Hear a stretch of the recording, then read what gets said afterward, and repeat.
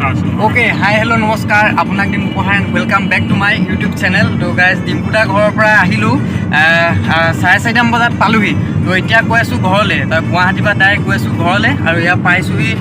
যোৰাবাট পাৰ হৈ আহিলু আৰু বিহু বুলি আপোনালোকক এটা উপহাৰ দি আছো মানে এটা নতুন যে আপোনালোকক বস্তু দেখাই দিম তো এটো হৈছে আপোনালোকে নাম শুনিছে চাগে সীতা জখলা ইয়াতে গাখীৰ এটা উদ্যোগ ইয়াতে বহুত ধৰণৰ গাখীৰৰ মানে বস্তু তৈয়াৰ কৰা হয় তো আপোনালোকক মই এবাৰ তাত গৈ পেলাই দেখামগে তাত কি বনোৱা হয় কি পাইনো আপোনালোকক দেখাম তো আজি মানে ভিডিঅ'টো খালি আপোনালোকে চাই থাকক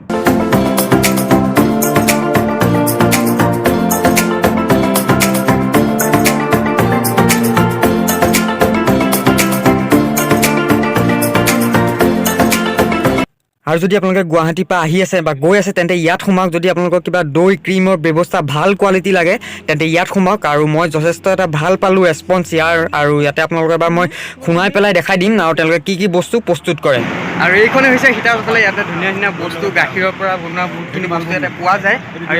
এইটো বিহুৰ কাৰণে নে কি এইটো বিহুৰ কাৰণে নে কি ইয়াতে কি আছে আপোনালোকে ইয়াতে দেখিছে ইয়াতে সীতা জখলা যোনখন আগত ইয়াৰ আগতে আপোনালোকে ইয়াতে জলপান পাব ইয়াতে কি আছে দাদা এটা কৈ দিয়ক ইয়াতে কোমল চাউল আছে তাৰপিছত বৰা চাউল আছে আৰু ইয়াত দাদাৰ পৰা অকণমান জানিলোঁ ইয়াতে কি বিক্ৰী দাদা ইয়াতে কি আপুনি বিক্ৰী কৰি আছে বৰ্তমান চিৰা বিক্ৰী কৰি আছোঁ তাৰপিছত জলা চাউল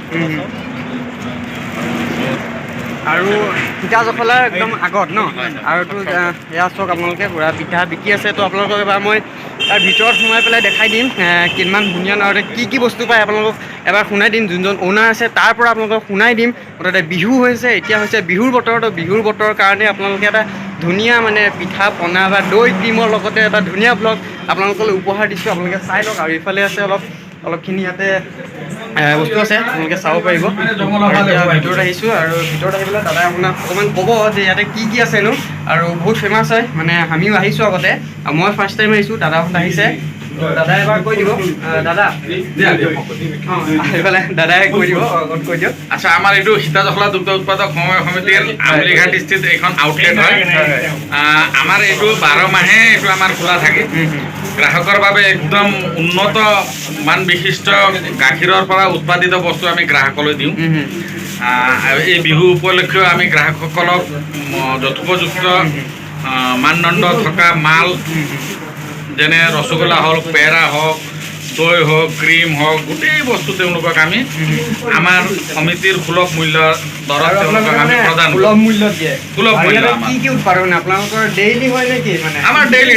আমাৰ ডেইলি 11 পৰা 12,000 লিটাৰ গাখীৰ আছে আমাৰ কেঁচা গাখীৰ আছে গৰুৰ গাখীৰ আছে গাইৰ গাখীৰ আছে সেই গাখীৰ আমি প্ৰসেস কৰোঁ প্ৰসেস মানে আমি পেকেটটো আমি পেস্টোৰাইজ পেকেটিং কৰোঁ গাখীৰ আমি গাখীৰটো পেস্টোৰাইজ গাখীৰ বিক্ৰী কৰোঁ আৰু যি গাখীৰ আমাৰ ৰৈ যায় আমি এই গাখীৰৰ গাখীৰজাত সামগ্ৰীসমূহ প্ৰস্তুত কৰোঁ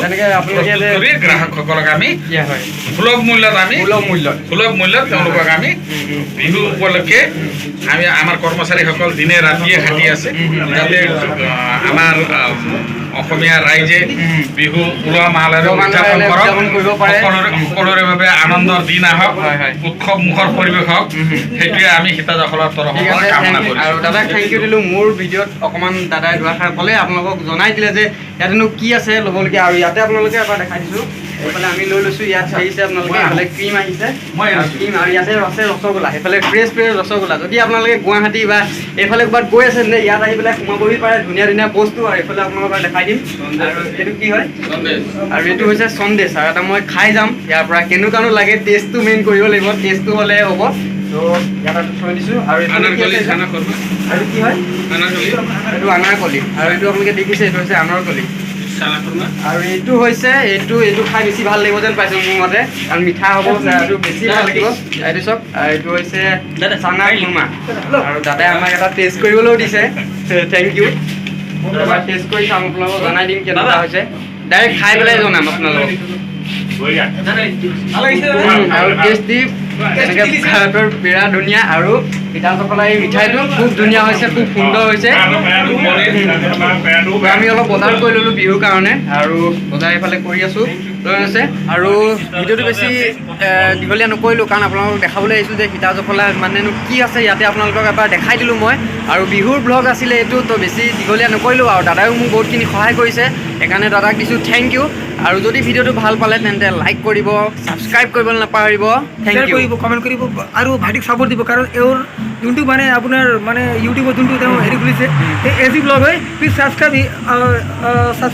কৰিব। Thank you. থেংক ইউ দেই।